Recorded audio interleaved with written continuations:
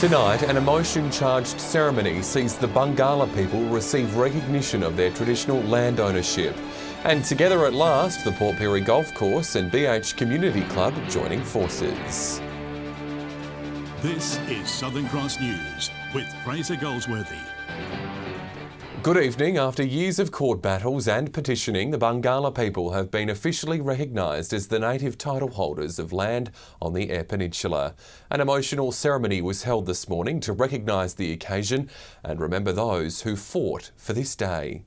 Prior to today, the Bungala people were twice told they don't exist, nor do rights over their homeland. They finally won in 2016, and today this was officially recognised at a ceremony in Whyalla. Nobody can undo the crimes of history, but there is recovery. They've worked tirelessly, and we have, very hard to reach it now.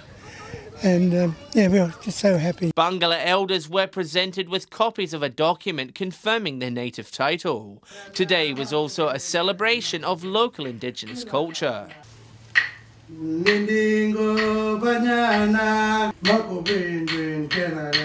It's about us looking after our areas that are special and sacred and significant to us. Premier Stephen Marshall also had a part in the presentation. He's praised the community for its persistence and courage. To have this struggle over a 20-year period, and then today a great celebration where hundreds of people have come together. For all the happiness, there's been a personal toll, with many involved, including the head lawyer, passing away.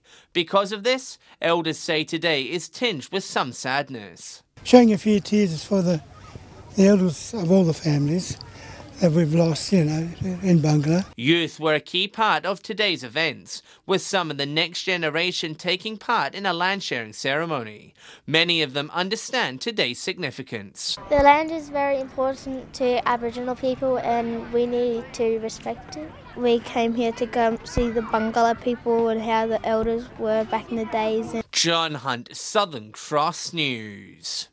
A suspicious house fire in Port Lincoln has led to the arrest of 5 teenage boys. Fire crews were called to a property on Felter Street yesterday afternoon to find the home ablaze. Despite the best efforts from firefighters, the house was completely destroyed. Police began an arson investigation which saw the arrest of a group of teenagers aged 13, 16 and 3 aged 15. 2 of those boys were also arrested following a police pursuit in a stolen car this morning, with officers spotting the stolen Mazda on London Street. Police pursued the vehicle on Proper Bay Road toward the National Park, where the car was dumped. As a result of the 2 related incidents, the 5 teenagers have all been bailed to appear in court in August. The Barrier Police District has seen one of the largest drug busts in recent years in Balranald this week. A man has been charged with drug trafficking after he was allegedly found with over 20 kilos of methamphetamine worth over $10 million. It's a drug haul police are happy they've managed to keep off the streets. Look, it was a great effort by that officer being out, proactive. A 38-year-old South Australian man was stopped in Balranald about 5 hours from Broken Hill for a random breath test on Monday. Officers searched the man's Holden ute where they allegedly found 15 kilos of methamphetamine in the tray. The man was arrested and taken to Balranald Police Station. Police found more bags of the prohibited drug inside the vehicle, taking the total to more than 20 kilos. Broken Hill officers have applauded their colleagues down south. Well, conservatively, the street value is some $10.4 million. So that's a lot of money. That's a big haul, and that's a lot of drugs that have been taken off the street. The man was charged with supplying a large commercial quantity of drugs and possessing a prohibited drug. Closer to home, and Broken Hill police are very concerned about the growing number of break-ins around town in recent weeks. It comes after 2 more homes were targeted on Monday night. Police are also warning locals to secure their vehicles after reports of thieves siphoning petrol. Lock and secure your premises and your vehicles. Target hardening, we call it. So make sure you lock your doors, your windows. Don't make your house or your car an easy target. Don't leave cash or valuables in visual sight in your vehicle. Patrick Reinke, Southern Cross News. The Port Pirie Golf Course and the BH Community Club are finally seeing eye to eye after many years of negotiations. The 2 clubs will soon merge. The BH Club will relocate to the golf course grounds once liquor and gambling licences are approved. The deal is finally done. Port Pirie will be home to a new country club. Golf club members voted in favour of the move, 48-7 at the last general meeting. Then we had a vote and I was overwhelmingly in favour of going down the path of looking at the next step. And what we're looking at is producing a club out here that the town and surrounding districts can be very proud of. It's no secret both clubs are struggling financially. It's hoped the move will encourage more tourists to pay the new club a visit. So the clubhouse will be a new, vibrant, fresh clubhouse. Hopefully it will bring more people to play golf and hopefully more income for the golf club itself to try and improve the state of the course. As far as the construction of the building is concerned, we'll be building a sports bar and a room for the poker machines, and we plan on putting decking around the outside overlooking the greens. But the merge comes with a hefty price tag, nearly $5 million. We won't see the new club until grant funding has been received and liquor and gambling licences have been approved. We've re-tendered our social impacts documents, but now we've also got before the Commissioner an application to transfer the liquor and gaming licence to the golf club. We're expecting a decision on that within the next few weeks. Rachel Nell, Southern Cross News. MFS crews around the state are putting the final touches on their stations ahead of the annual regional station assessments. Daunting as it may sound, the assessment is a competition and every station is doing its bit to impress. They're the local servants who often put their lives on the line to save the community, and their skills are set to be put to the test, this time in a less hazardous environment. The regional MFS is conducting assessment training across the state. To test their skills and to see how they're going and to see if there are any deficiencies within their training. The training is a comprehensive assessment of each station's operation, from their skills on the ground to the condition of their equipment and even the paperwork. A good winner enhances all the procedures and policies that the MFS teach their staff. And while the idea of the assessment has a playful feel to it, there are winners. So don't be fooled. Fire stations from the Riverland all the way down to Port Lincoln will be vying for the crown. The audit is extremely competitive. We have, over the last lot of years, had a lot of different winners. The Port Augusta station is bracing for its visit next Thursday, hoping to add to its trophy wall. It really depends on how much the other stations are putting into this year. After coming second last year, station manager Darren McNamee believes his unit has the skills to go one better this year. Our aim is to always be number one. Garth Burley, Southern Cross News. Still to come tonight, our minister's push for more apprenticeships to be taken up across regional SA. That's next. Premier Stephen Marshall says he's predicting a bright future for Whyalla after a few years of uncertainty. He visited the town today for the first time since becoming Premier, committing support to Sanjeev Gupta's plans and also confirming the government is likely to proceed with a new public high school.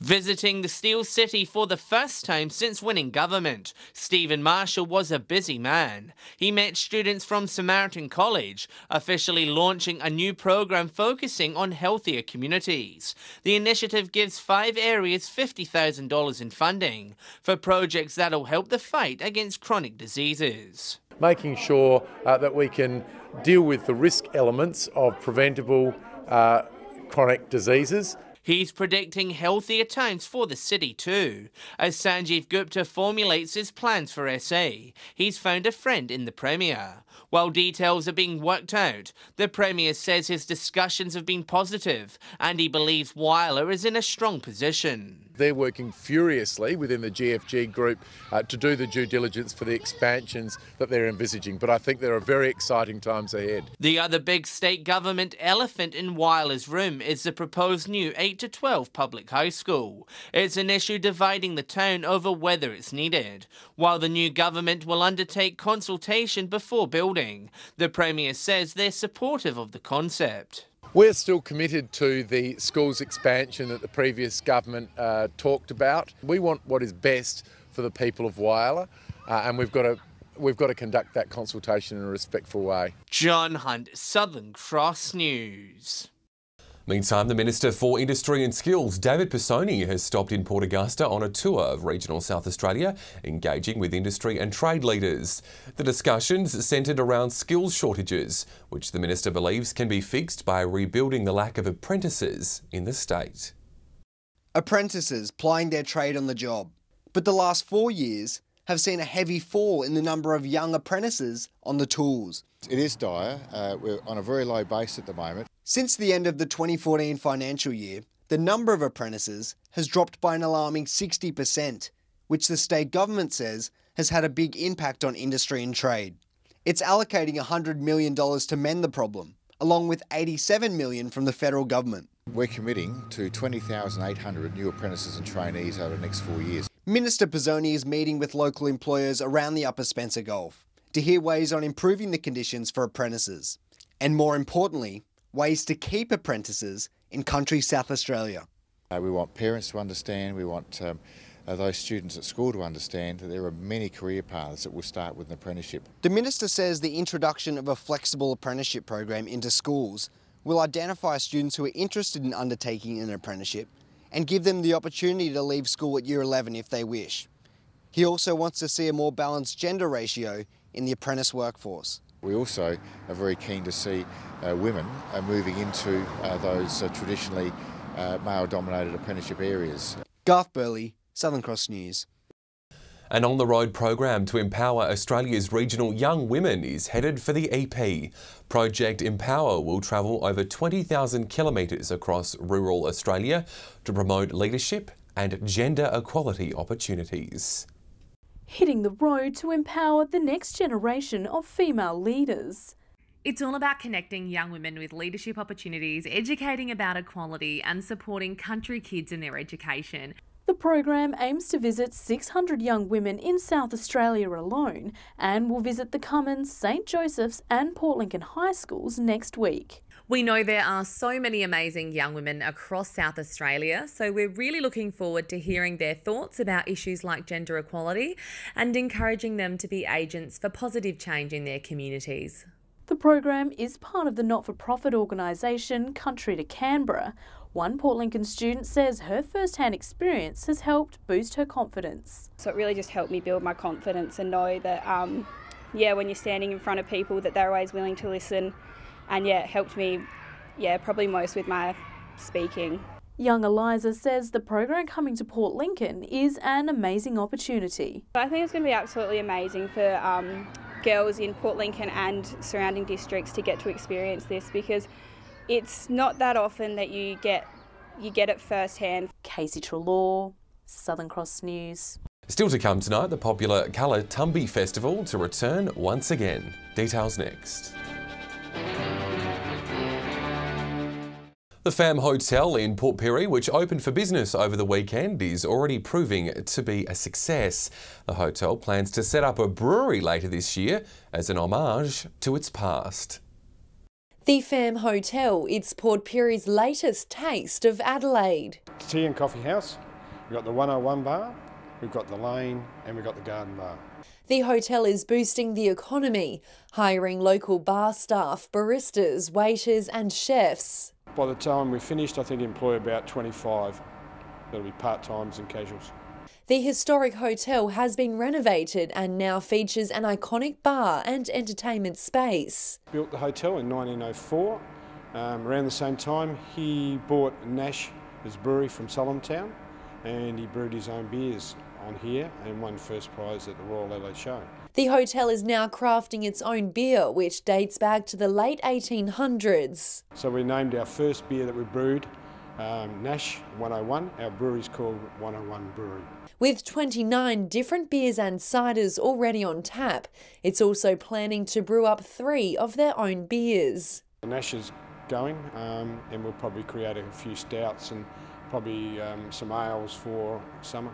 Only brewing Nash 101 at the moment, the couple hopes to have the brewery fully set up by the end of the year. And hopefully we'll have it over here and set up by Christmas. Rachel Nell, Southern Cross News.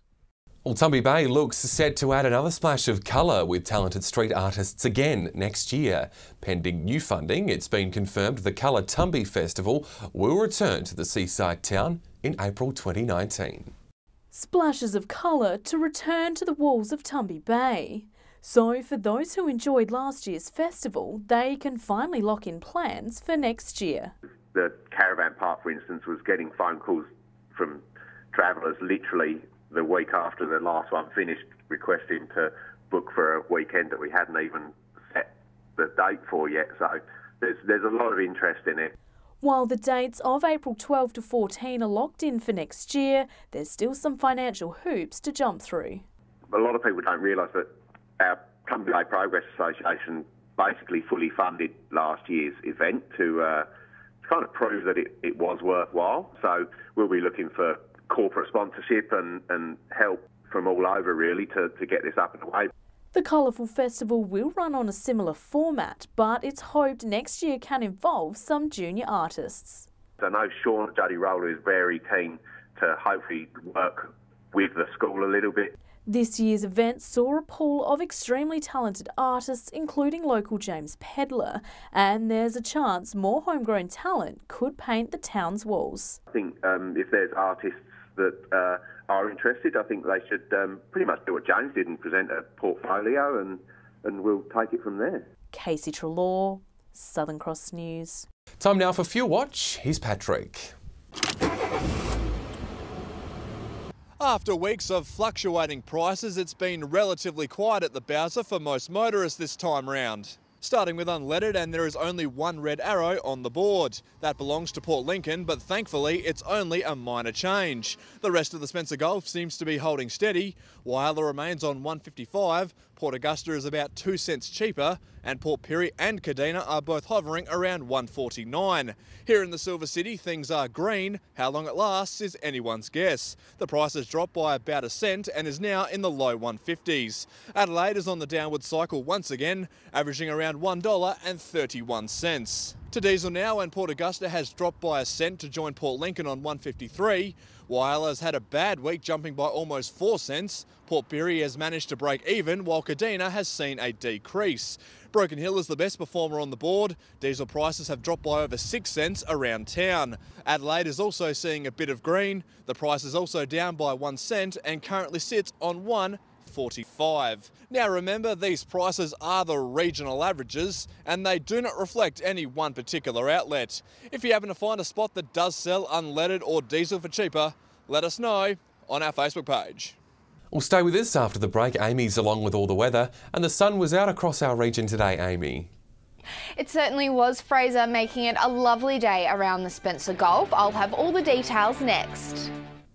Welcome back. Port Augusta experienced a sunny winter's day, 16 the top there. Whyalla and Port Lincoln sat a couple of degrees cooler, while Broken Hill only managed to get to a high of 12 degrees. On the satellite, cloud over the east is bringing rain to the far northeast. Skies are mostly clear over western and central parts of the state under that high ridge of high pressure. If you're out on the waters tomorrow, northerly winds will pick up to 20 knots, while seas will only reach half a metre. Sunrise is at 7:25, while it will set at 5:19. The beautiful sunny conditions are going to hang around in most parts tomorrow. Port Augusta, Whyalla and Port Lincoln all reaching a high of 16. Clare will drop to a very cold -1 overnight before a maximum daytime temperature of 12. Looking towards the end of the weekend, and showers will clear in Port Lincoln by Sunday, with maximum sitting at 15 degrees. A fine Saturday and Sunday expected in Cleve, while Woodnark can expect a mostly sunny 16.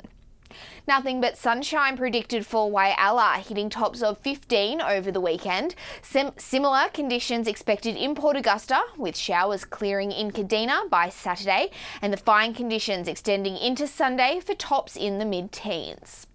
Possible showers in Port Pirie won't hang around past Friday, and despite a sunny weekend in Clare, maximums will only hit 13 on Sunday. Broken Hill can also expect a few cooler days, reaching 14 on Saturday. So it's looking like we'll be able to thaw out in the sunshine this weekend, Fraser. Thanks, Amy. And that's the news for now. Thanks for joining us. Enjoy the rest of your evening. Good night.